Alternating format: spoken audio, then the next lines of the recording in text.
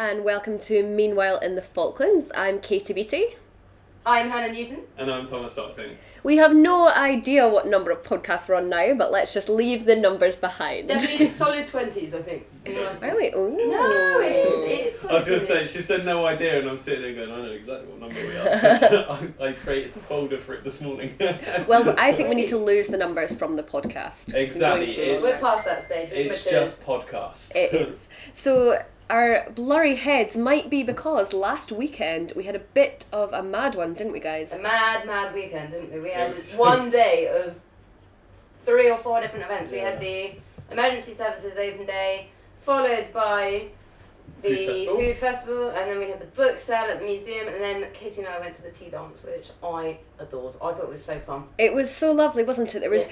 So the tea dance is a fundraiser for Team Tranquil, which is a mental health charity down here, and they put on, basically you could come along, have a cup of tea, a tea of cup, and a biscuit, and then there was some traditional dancing going on. There was a real mix of ages. Yeah, it was good. I was going to say that. It was quite nice because it was catered for not only just for adults and the older generation. There were also quite a lot of young kids there, and they had a big parachute out with balls floating about, and it was fun. Having watched the piece you guys put together for the news this week, I didn't realise how many dance lessons there were. So it was a tea dance, but it wasn't like going to the Maypole or a campers bash or anything like that. It was, you went there and people were teaching you some of the traditional dances. It. And I really wish I'd went now. Karen, I thought Karen was a very good dancer, Rimkins. Yeah. Very good. She's very good at teaching us all, and same with the Elisa with Scottish. Yeah, that must be it. Must be in the blood. And how was the food festival? I was going to say that. I was about to say, you were with the food festival, you were elsewhere, weren't you? I was still scoffing my face with the stuff I was so annoyed. We got there literally 12:15, opened at 12. Majority of the food had disappeared. Yeah, Did you not think? It was literally manic. Queue for the Marinella's pasta stall out the door. Well, that's a really great sign, isn't it? They were saying that as soon as the doors opened at 12 o'clock, people had been queuing outside. They were waiting for it to open, and people were just in it straight away. Because you were with Marinella the night before, weren't you? Yeah, I went over there too because I said I was filming, but really I wanted to have a go at making the pasta and hopefully try some of the food before I went to the food festival. And she was showing me, she does it all out of this tiny kitchen, and she's got a little daughter who's 1.5 years called Frida, and she's got, underneath the worktop, she's got her own little toy kitchen. So when Mummy's making the pasta, she's making the pasta too. That is very sweet. And then we also filmed a new segment sort of thing about James Bicaldo, who came in and cooked for us, which was really nice, wasn't it? So I've been working away on that. You've been staring at a lot of raw chicken I've been this week. staring at raw chicken, and it's been a bit strange. I had a bit of a, I don't know how to word this in a nice way. My story was on merchant services banking, which was not a soft news piece. Very heavy. It was quite,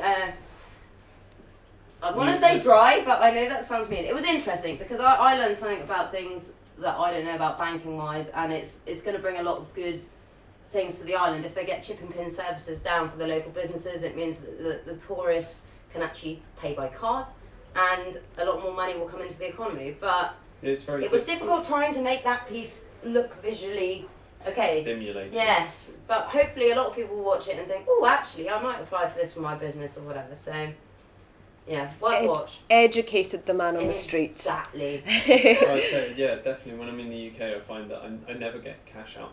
We take for granted having a card. Just even before contactless came in, I'd always pay on my card, and then when contactless came in, it got even easier.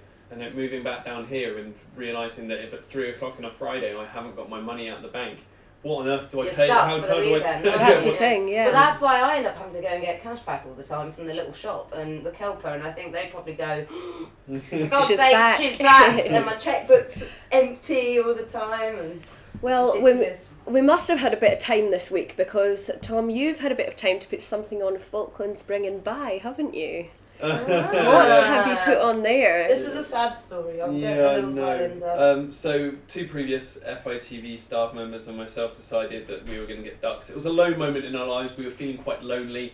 So we got some ducks to keep us company. We got all male ducks, which was useful. Ooh. So I've had approximately -0 eggs. They've been getting a little bit fighty with each other, haven't they? It's the time of year. We realised when we first got them, it was again coming round to summertime, and they were quite angsty with each other, let's put it that way. There was a lot of tension in the air.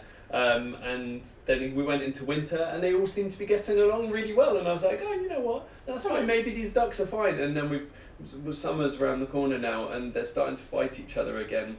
Sorry, Thomas, do you mind just clarifying for the listeners what you mean by tension in the air? No, we don't need to clarify the fact that they need female ducks. They need some female attention. It's essentially what's going on. They need female ducks, and as the way it is with the animal kingdom, in particular with ducks, is you need 2 females to every male.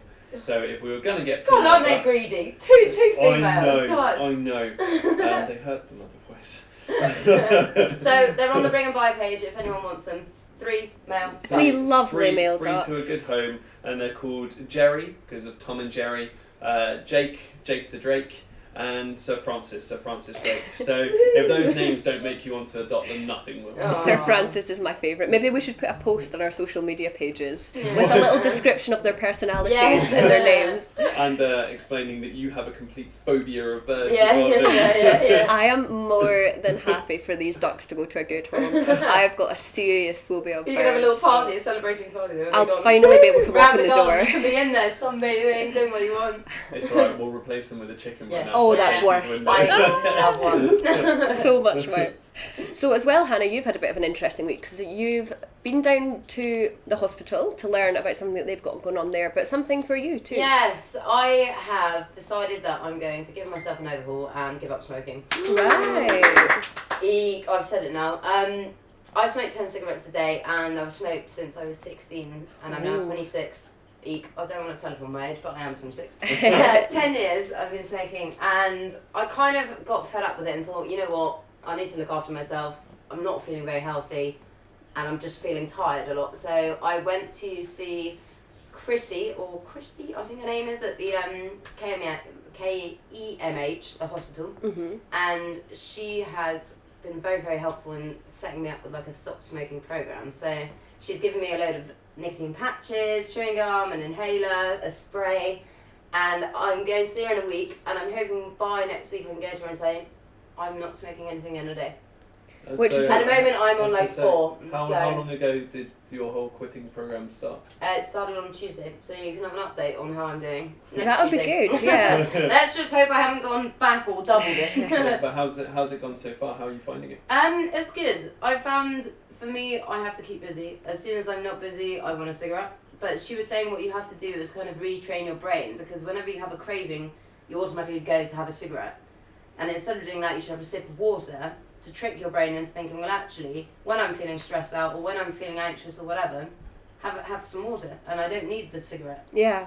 And also, it means it stops you from kind of binge eating as a consequence. So it's going quite well. Is it about replacing an addiction with another addiction? Okay. Yeah. So I've been trying to go to the gym and swim and keep busy and not be sat in. If that makes sense. So if you see me wandering the streets of Stanley, that's because I'm trying to stop smoking. And we should maybe try and find out if there's anybody else that's going to do it, because you were talking about Stoptober, weren't you? Yeah, well, I'm wondering if anyone else, if anyone who's listening to this is giving up for Stoptober, please do let us know. But yeah, because I was hoping there'd be like a clinic where it would be a group of people and it would be like a support group and you could all go in and say, hello, these are the things I'm struggling with, this is what works for me, blah, blah, blah.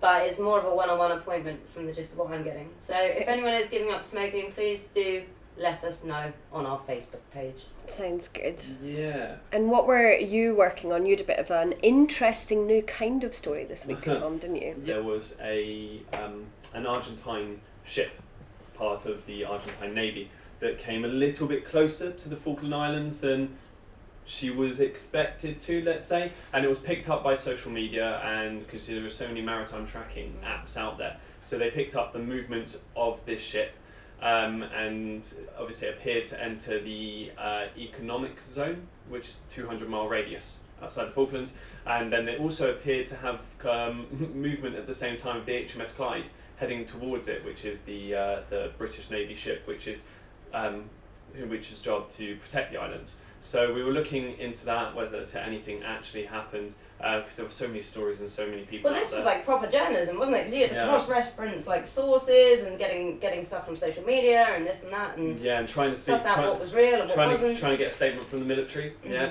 I don't wish that upon anyone. Which can be, and I understand why.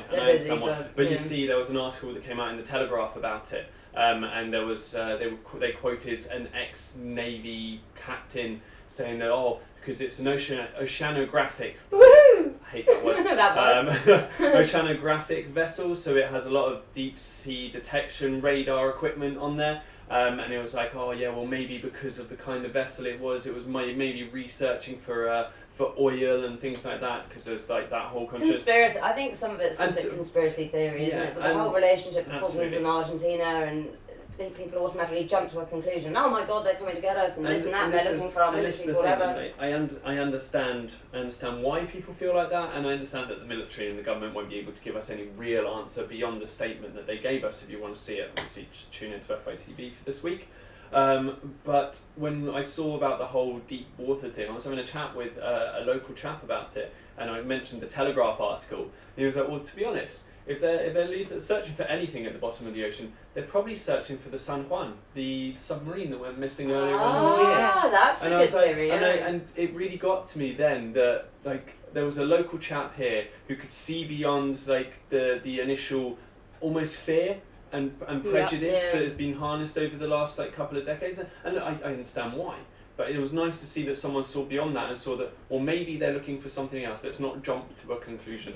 But anyway, they were in constant contact with the Falklands authorities. Everyone knew what was going on. So as far as we're aware, nothing crazy. But it was a one-line statement from the military that we managed to drag out into a 4-minute interview. Not panic stations just yet. No panic stations just yet. All panic averted. That's good. So you had a bit of an issue with one of the words in there. What word was that again? Tell us again. What was that? Oceanographic. What does that mean, Thomas? Can you define oceanographic for us, please? And how exactly do you phonetically say it? So oceanographic means graphics at the bottom of the ocean. That's how you pulled that out your bottom. To be honest, it was properly one of those where I had 5 minutes to learn everything I needed to about this vessel, and I'll be honest, I haven't even Googled it. If you go and watch the piece, I can't say auxiliary? I can't say auxiliary either. I want to say auxiliary. And I did the piece to camera 9 times. And I say auxiliary every time, and I've given up. It's auxiliary, I know, but I think that might be the most difficult thing about our job, is actually saying words in a real normal way. I have a bit of an issue with quite a common word that we use, the abbreviation of members of the Legislative Assembly. Emily's. Because in a Scottish accent, it sounds like, well, Emily. So she goes from saying MLA, which is how I would say it, to being Emily. So really glad that we don't work with someone called Emily. It's also legislative, which is another one. It comes up nearly every week. We have it, and it's so hard to say.